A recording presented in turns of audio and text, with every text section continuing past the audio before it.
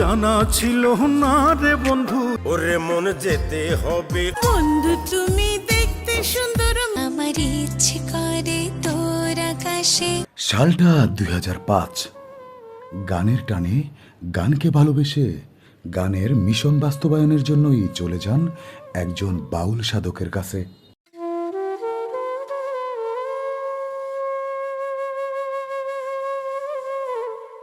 সেই সাধককে তিনি এতটাই ভালোবাসতেন যে হৃদয়ের গহীনে লালন করতেন তার প্রতিচ্ছবি।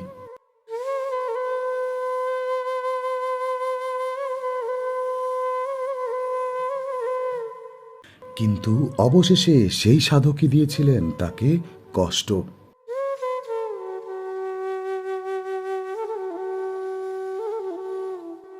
সেই ঘটনায় তিনি এতটাই কষ্ট পেয়েছিলেন যা তাকে স্তব্ধ করে দিয়েছিল, চুরমার করে দিয়েছিল সব স্বপ্ন।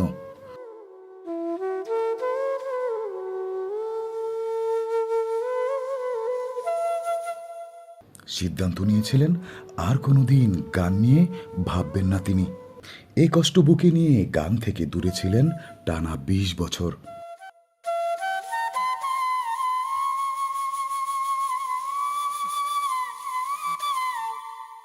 তবে দূরে থাকলেও গানই তাকে খেত কুরে কুরে।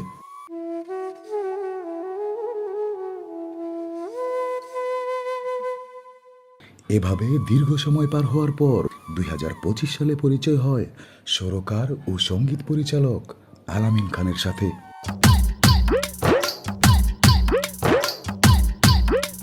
তার অনুপ্রেরণায় আবারও ভাবতে থাকেন গান নিয়ে। তবে ছোটবেলা থেকে তিনি ভাবতেন গান নিয়েই, লেখার চেষ্টা করতেন ছন্দ আর গান।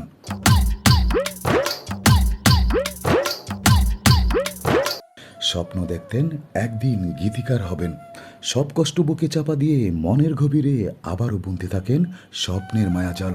ভাবতে শুরু করেন গান নিয়েই।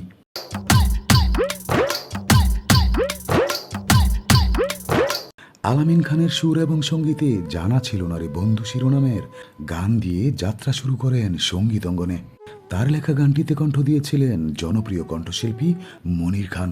জানা ছিল না রে বন্ধু, জানা ছিল না, জানলে আগে তোমার সনে পীড়িত করতাম না।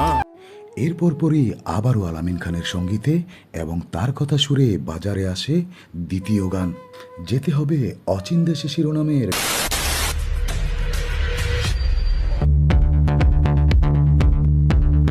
গানটি গেয়েছিলেন কণ্ঠশিল্পী ফকির শাহাবুদ্দিন। গানটি প্রশংসিত হয়েছিল বেশ। ওরে মন যেতে হবে অচিন দেশে, নাই বুঝি শরণ। পরের মিশনটা শুরু হয় কণ্ঠশিল্পী আলমার আমিনুর সাথে। মনটা তোমার ভালানা শিরোনামের গানটিরও কথা সুর ছিল তার। ওই গানটিরও সঙ্গীত করেছিলেন আলামিন খান। বন্ধু তুমি দেখতে সুন্দর, মনটা তোমার ভালো না। এভাবে কয়েকটি গান করার পর আস্তে আস্তে নিজেকে মেলে ধরতে থাকেন গানের দুনিয়ায়। পরিচয় হয় চিত্র পরিচালক বিশাল ফরহাদের সাথে। তার মাধ্যমে পরিচয় হয় গীতিকবি নিহার আহমেদের সঙ্গে।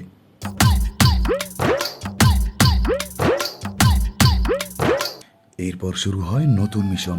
নিহার আহমেদের সান্নিধ্যে গান লেখার প্রকরণ ব্যাকরণ শেখা থেকে শুরু করে গান সম্পর্কে নিতে থাকেন সকল পরামর্শই। আমার ইচ্ছে করে তোর আকাশে ঘুড়ি হয়ে উড়ি। নিহার আহমেদের পরামর্শেই শুরু করেন একের পর এক কাজ। তৈরি করেন নিজের সুরবিন্দু মিউজিক নামের একটি ইউটিউব চ্যানেলও। শুরু হয় অনেকের সাথেই কাজ। প্রকাশ হতে থাকে একের পর এক গান। আমি পাপী গুনাহগার, চাই আমি তোমার দিদার।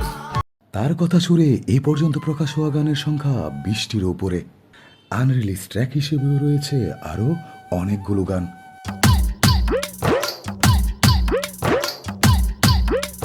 তিনি সুরকার এবং গীতিকার শেখ আলমাস।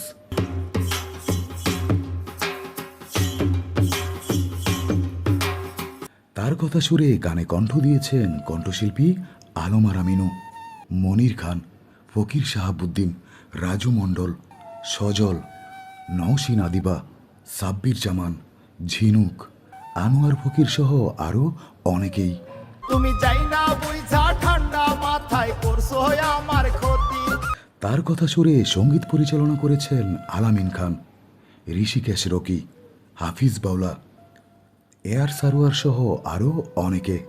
আদর করে ডাকতে পাখি ডাকতে বলে যান, আমি নাকি ছিলাম তোমার দেহের ভিতর প্রাণ। তার উল্লেখযোগ্য গানের মধ্যে রয়েছে জানা ছিল না রে বন্ধু, যেতে হবে অচিন দেশে, ঠান্ডা মাথায় করছো আমার ক্ষতি, ক্ষমা করো সাই, তোর আকাশে ঘুরি হয়ে উড়ি।